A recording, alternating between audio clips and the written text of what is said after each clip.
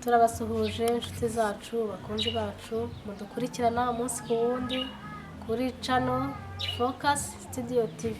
Amahoro y'Imana bane namwe. N'umumararungu Esther ndabasuhuje ndabakunda, kora subscribe kandi ukazogera inkuru zacu tuzibona buri munsi ko tuzisizeho. Bafitiye ubutumirwa n'umumama afite ubuhamya burebure, araza kubabinyuriramo muri make. Reka tumwakire, wowe ntujye kureba hafi yacu. Ubutumirwa wacu atangira rero abadukurikiye. Yego murakoze, amazina ni Niyomwungeri Ivona, ndi umugore mfite abana 4, mfite ubuhamya burebure nshaka ko tuganiraho. Yvonne, wavukiye muri uyu mujyi wa Kigali, se wavukiye he? Tubwira abadukurikiye. Ukiye mu ntara y'Iburasirazuba, akarere ni aka Kayonza, umurenge ni wa Nyamirama, umudugudu ni wa Nyarunazi muri Musumba. Namwe muvukana muri abana bangahe? Ese bose bariho? Ufite ababyeyi bombi? Babiri, ninjye wa mbere, nkurikira nawe tuvinda imwe kuri mama, ntabwo tuvinda imwe kuri papa. Twabayeho turi imfubyi rero, njye papa ntabwo muzi, ariko mama yapfuye mfite imyaka 7. Nibwo nabaye rero mu buzima bubi, mba mu buzima bukakaye, nibwo natangiye guca inshuro. Mbese nari mfite nyogokuru twabanaga, yari ikimuga, ntabwo yari azi gukora, ntabwo yabashaga gukora kuko yari yaramugaye ukuboko. Twabanaga turi abantu 3, mama na marume na nyogokuru, ariko nyine mama amajije gupfa, marume yaradutaye aragenda. Amajije kugenda dusigara turi 2. Ibyo twari twarahinze biza gushira, nzariza kunyica nkuko mwabyumvishije nango buhamya. Ubwo natanze rero nibwo ntago ari ubwo mfinda, ni ibyambayeho, ni by'ubuzima bwambayeho. Inzara yaje kunyica, nangira guca inshuro ndi umwana mutoya, niga guhinga mfite imyaka 8, 10 ho nari nacaga inshuro. Ari bw'inzara yazaga kunyica, uko mwabyumvishije nangira kurya imigozi y'ibijumba. Nabwo impamvu nuko nabwo nta niyo twari dufite, nagiye kuyica mu baturanyi, ndaza ndayiteka, ndayirya, nshyiramo umunyu, numvira ryoshye. Nubwo buzima rero natangiye mbamo, nuko nguko bimeze. Byarakomeje, niga guhinga, nkajya mpingira amafaranga 500 mu cyaro.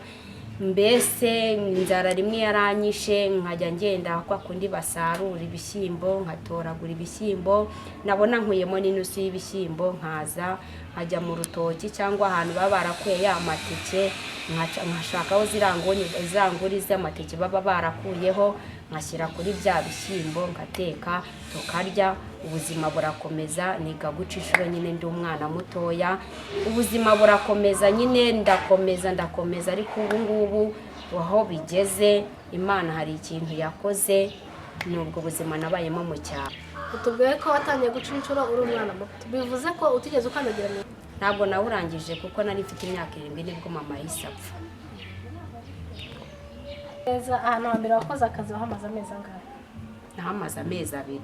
Baguhembaga angahe? Amaga 3,000. 3,000 wabonaga ko ufasha uwo mukecuru, urumva waramusize mu cyaro, nanone wari ugifite izo nshingano, waramufashaga?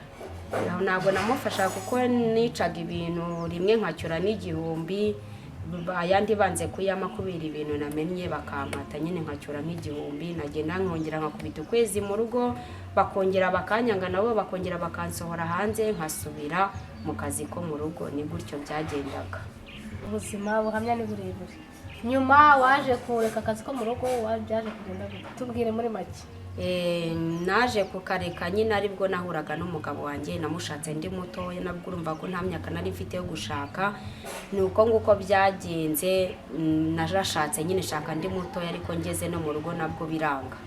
Washatse ufite mutoya, mfite imyaka mikeya kubera ubuzima, ariko ntabwo nashatse mbishaka n'ubuzima.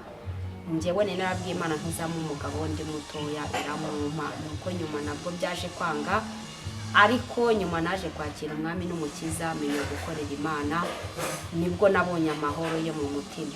Uriye he? Mwamenye gute se? Mwamara igihe kingana iki? Ni Kigali, ndi gukora akazi ko mu rugo. Ngahe n'umugabo? Umara 12.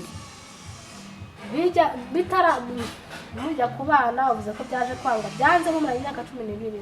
yego ubwo bimaze kwanga ubuzima bwagenze gutese wasubiye mu cyaro tunyuremo ubwire badukurikiye. ntabwo nasubiye mu cyaro, ndacyari i Kigali, nkorera Imana n'ibyo nshobojwe nkabikora nkabicuruza, ubundi nkatunga abana n'ubwo buzima. biza kwanga ese byanze bite byagenze bite tunyuremo? ukuntu byanze narashatse, majije gushaka imiryango iranyanga iransohora, nsubira mu kazi ko mu rugo, ndagenda ndongera ndakora, ariko nyuma byaje kwemera ndongera ngaruka mu rugo, aribwo nahise mbyarana nawe dufitanye abana 4. Kazi ko mu rugo wakoze igihe kingana iki? ntabana nawe nagakoze amezi 2 ndagaruka. Nyuma y'amezi 2 muza kongera kuba ubu byaremeye noneho ubu ni sawa? Twabyaranye abana 4 ahita yongera nawe aragenda. Amaze nta mugabo ufite akazi mfite nuko mfite utuntu nkora nkacuruza nyine, ubwo ibintu nkakorera n'Imana ubutumwa bwiza uko mbayeho, kandi mfite amahoro mu mutima nta n'icyo ntaye. abana bariga bose cyangwa baracyari? Abana bariga, abakiri bato ntibariga, kandi bizeye yuko nabo baziga. Urumva ufite uburyo burebure, umugore witeje imbere, utunze urugo rwawe, cyangwa hari ubundi bufasha ubona? Nta bundi bufasha mfite uretse ko umwana umwe Imana yangire neza akabona umuterankunga, ariko byose biremera kubera Imana. Muvugana ubu ngubu kugeza ubu? Akaza agasura n'abana biwe akongera akigendera, nta kibazo. Ubundi bufasha papa w'abana guha cyangwa se niwe bumenya byose? Zeza amafaranga y'inzu gusa niyo ashoboye kumpa. Se nimushobora gusubirana, hari icyizere cy'uko muzasubirana niba kwishyurira inzu?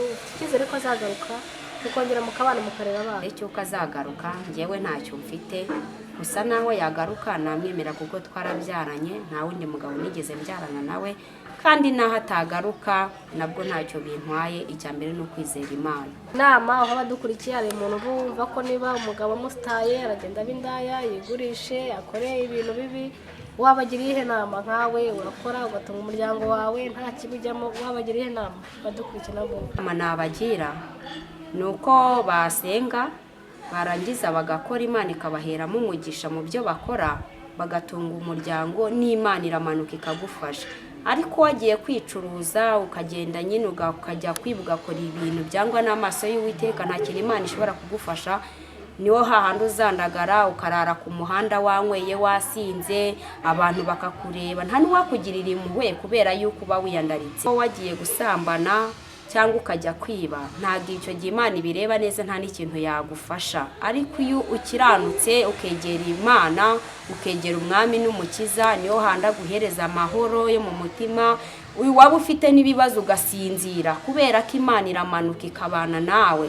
Iyo ufite Umwuka Wera kuyobora muri byose, nabagira inama rero yo kubaha Uwiteka bakakira Umwami n'Umukiza, barangiza bakihangana. Kwihangana bitera kunesha. Turasoje, turagushimira, komerezaho, Imana ibigufashemo, tuzasubira.